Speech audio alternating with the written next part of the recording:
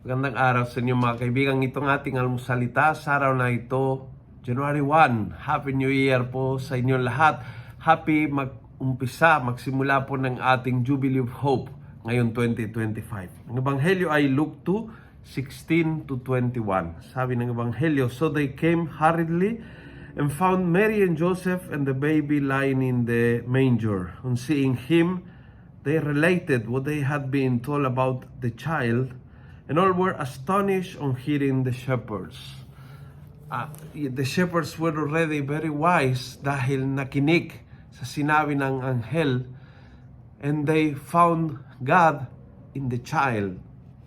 Parang ang sinabi ng anghel sa kanila is, pag hinahanap mo ang Diyos, look down sa mga maliliit. Hindi sinabi ng anghel, look up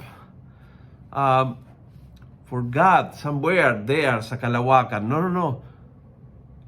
You want to look for God, look for a simple baby. Kung ang simple baby ay pwedeng maging Diyos, then you should treat everyone super specially. Kasi hindi mo alam kung nasaan nakatago ang Diyos.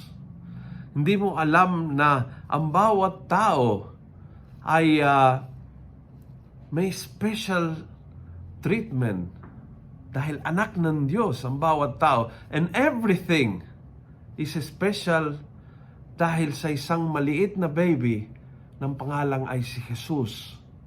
And so I think yun po yung hamon sa ating lahat ngayon.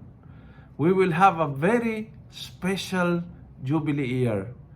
It may look very normal, very karaniwan, very simple, but if we learn to look for God in the manger, we will find Him. Kung nagustuhan mo ang video ito, pass it on. Punuin natin ng good news sa social media. Gawin natin viral. Araw-araw ang salita ng Diyos. And God bless.